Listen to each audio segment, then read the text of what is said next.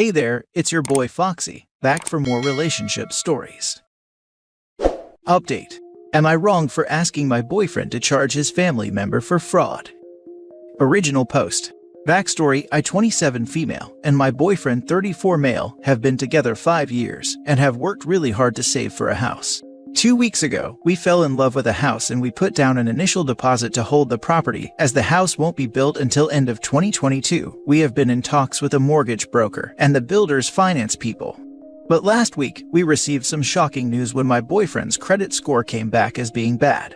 There was activity on the statement that was 100% not his, and a credit card that has gone into default over the last 6 months.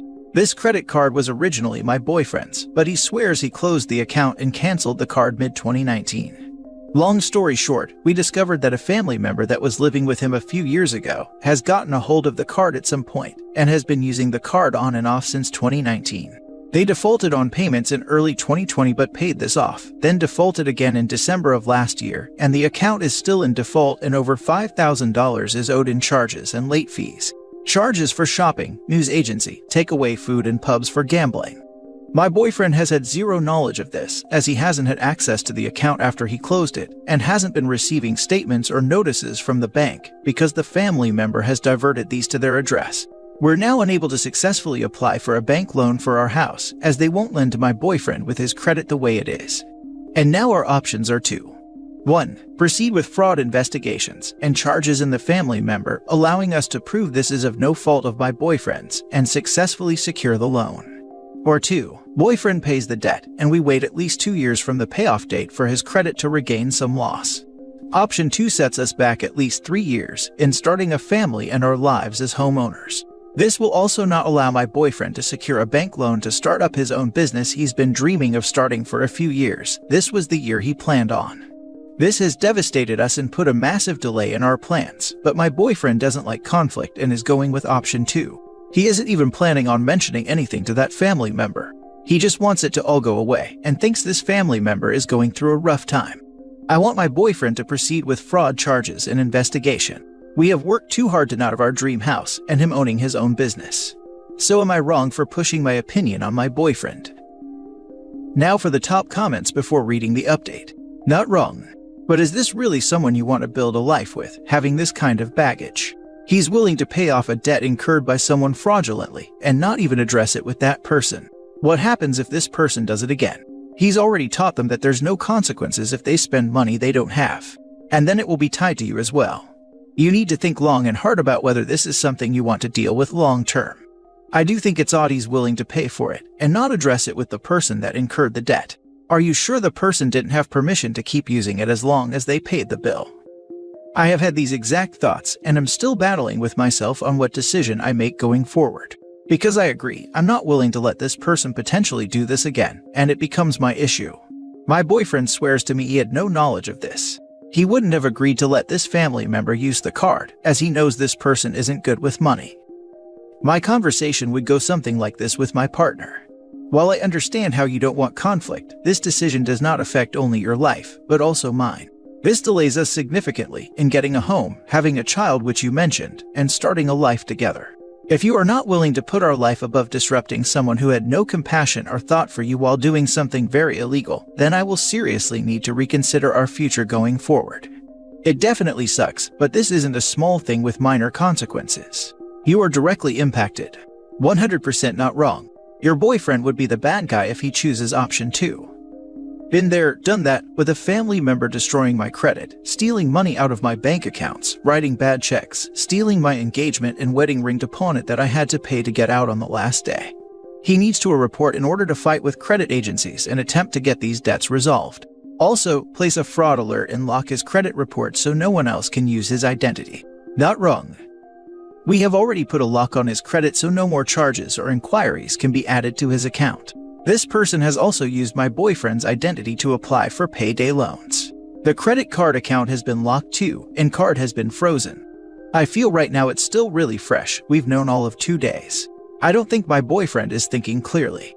Because it's not just the credit card lowering his score, it's all the other inquiries that have been made too. He needs the fraud report evidence to fight the rest too. Why does he want to protect someone that is actively ruining him? If he won't fight for you now, will he later? He had valid concerns for his mother's health as she has heart issues, and he is worried the stress of this may lead to her death if he causes rifts in the family. He isn't the one who caused the rift, but he could very well cause a rift in his relationship with you if he doesn't act. He's being a doormat and has no concern for the fact that his inaction is directly harming you too. You'll have to ask yourself if you want to start a family who won't stand up for you. Will he also not stand up for your children? Hey OP, are you sure this family member wouldn't persuade your boyfriend to give them a job or make them a partner when he starts his own business? That's a good point. No, I'm not sure at all. Probably would, if they needed it. My boyfriend has a huge heart and is very giving and generous with his family. This is not reciprocated though from them to him, which saddens me too. And now for the update. I want to begin by thanking everyone for their advice on my original post. There were some really constructive strategies and words of advice. I spoke with my boyfriend about my concerns and was honest with him that things he was telling me didn't all make sense. He was adamant he didn't know anything about the credit card or the apparent inquiries on his credit account about payday loans. My boyfriend is still refusing to open any fraud investigations against his family member and has said he will pay off the debt himself. But some other things came out during our conversation that he was hiding from me. Lying has been a big issue of his during our whole relationship. In the past I have forgiven him for his lies, but I can't keep forgiving the same issue every few months when he promises to change, but we're in the same spot every few months. And I'm not talking little lies. I'm talking big lies and even bigger lies to cover up those lies. I know I'm stupid for giving him the benefit of the doubt. So in saying this, my boyfriend is now my ex-boyfriend. When I spoke with my boyfriend about my concerns above, he ended up picking up his bag and walking out on me and drove away. That was the last time I seen him in person. This is how this man dealt with an issue in our 5-year relationship. We haven't spoken much since, but I have definitely resigned to the fact my relationship is over. I think he is expecting me to forgive him like all the previous times. I have packed up his stuff and will return them to him after my city comes out of our 6th lockdown. There is a good ending to this story though. I spoke with my mortgage broker and the housing developers. I can't afford the original townhouse I fell in love with alone, but a smaller townhouse that I also loved came available and I've been approved for this one. I paid my deposit 3 days before my birthday last month and I've now bought a house by myself. Congratulations. You bought a house and got rid of excess baggage. You will love owning your own space, literally and metaphorically. Thank you. I'm looking forward to it. You are so strong and admirable. I wish you so much luck and happiness. Enjoy your new life and home. Who was the family member in original post? Cousin, sibling, parents? Just curious. Glad things are good now. It was either his dad or his brother. Congrats on your home purchase. Your ex did you a favor. Now you can start fresh. Thank you. Yes, that is true. Slightly scary starting again after being in a 5-year committed relationship, when I don't know who I am outside of the relationship. Yes, you do. You're someone who can spot lies and garbage a mile away.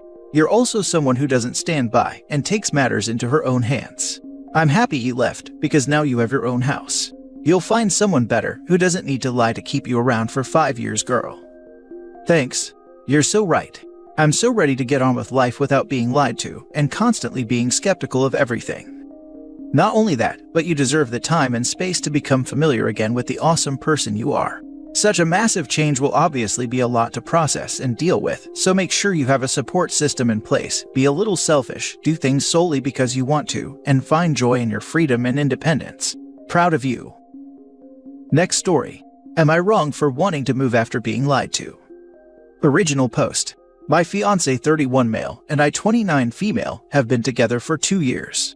After getting engaged 6 months ago, we decided that I would move from my downtown apartment to his 300 acres and home that he owns outright after getting it in an inheritance. His place is an hour from where I'm from in a small town, with nothing around, stores, food, etc., and the closest place to get gas is 35 minutes away. And my family is an hour and a half away, which isn't a huge deal, but it's just been an adjustment for me. When talking about the future, I explained that I always wanted to raise my children where I grew up, the suburbs. He grew up in a rural area where school system is not great, but in our decision-making, he expressed that the best thing would be to just stay in his hometown, because he will never sell his land. Then after a few odd things have been said by his family, I started to question if he even owned this property. I've seen his land taxes, but when going over his credit and taxes, there is nothing at all about his property in it. I asked him a few times about it and he acted so offended that I would even ask. I woke up this morning and couldn't shake the feeling that something was off, so I called the county assessor and found out this is his uncle's land and home, who is a widow and works out of the state. Basically, for the last 6 months, we've been house sitting. The furniture and everything are his uncle's. I confronted him today, and honestly I'm considering just leaving, but at the very least, I want us to move. We have the credit and the savings to buy a home, but he won't budge and keeps saying his uncle will probably give him the property. I feel like he manipulated me to move here, but now his best man is calling saying this is a jerk move and makes me come off as a gold digger because I'm mad he doesn't have the assets he claimed to have. So, am I wrong? Now for the top advice before reading the update. Not wrong. Your fiancé is being shady as heck. And worse, y'all might even be squatting on his uncle's property. Red flags going off, big time. Right. She's the gold digger, but he's the one hoping his uncle kicks it and leaves him a house. Not to mention that, how dare you be upset I lied to you? In order to manipulate you into uprooting your whole life, you must be a gold digger is really not the flex he thinks it is. This would be a deal breaker for me, because lying about your assets to your fiancé is a huge red flag. Not wrong. You moved in with him on the assumption that he was telling you the truth about where you were moving. There is a world of difference between moving into a boyfriend's place and moving into a place your boyfriend is house sitting and may one day inherit. Possibly. Also, the best man was an idiot for calling you a gold digger for wanting to know what was going on. Good luck with all of this. Not wrong, he's gaslighting you. It's not about you being a gold digger, it's about his lying. You guys were making future plans, and you didn't even really want to live out there. So it's not like you were with him for the house right. You need to step away and think things through. Go stay with your parents or good friend for a bit while you think it through. Think about the fact that even not owning it, it's where he wants to stay. At 31, does he have a couch, a TV, anything to contribute to a home? Or did he take advantage of the situation and smartly build up a nice nest egg or blow his income? Is living where you are, with someone waiting to get stuff for free, what you want for your future and for your kids? If you decide to walk away, what he or his friends think of you is not your problem, you do you.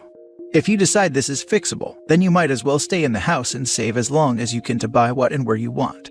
Ask anybody that had a decent deal going and left it to buy a house, how they wish they would have stayed even a bit longer, to save even a bit more, prepare for a new place a bit more. Thank you for the thought-out response. He has a good savings and we are both debt-free. He says his whole family even says he will get this property when it's time. I, however, am not trying to save money to build a home on someone else's property. I don't even think that's possible with permits and everything. He says that, but he said he owned the property. Have you seen the bank statements? Why are you trusting any of what he says? If it is true, unless his uncle is on his deathbed, you are not owning that house anytime soon. Uncle could get a new partner who wants to raise horses tomorrow, and you are out of a home. You really need a break from this guy to figure this out. He lied to you multiple times to manipulate you to move where he wanted to live. That is not okay. You need to think about what you actually want because he is not entertaining any kind of compromise, is willing to lie and manipulate to get exactly what he wants, and is willing to call you names when he is caught. Oh, I'm moving with or without him. But yes, I have access to his bank account and we have a savings together. I also have gone through his credit report. When we got together about 6 months in, I asked if I could look at it. He had a medical bill in collections that was like $300 and I made him pay it off.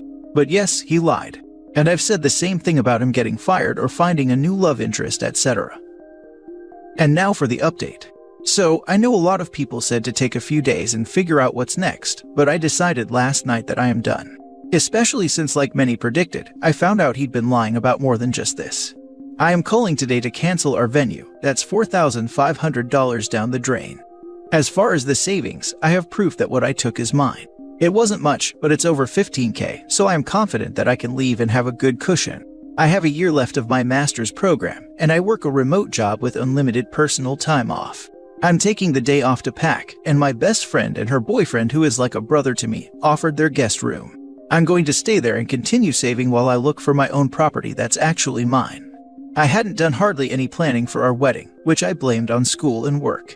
But now I know it was a subconscious choice. I also had a separate savings that I had started before we ever met in the event that I had to pay for my master's program. Luckily, my job is paying for that.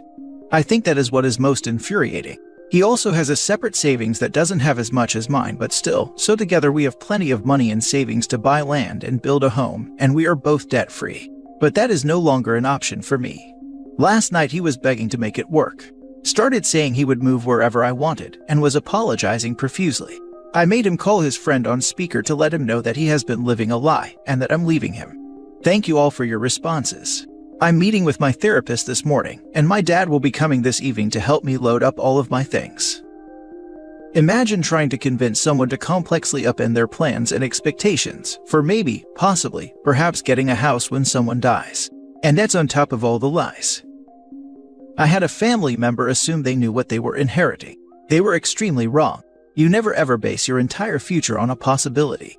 Even if it's written into the will, wills can be changed. We just went through this in reverse.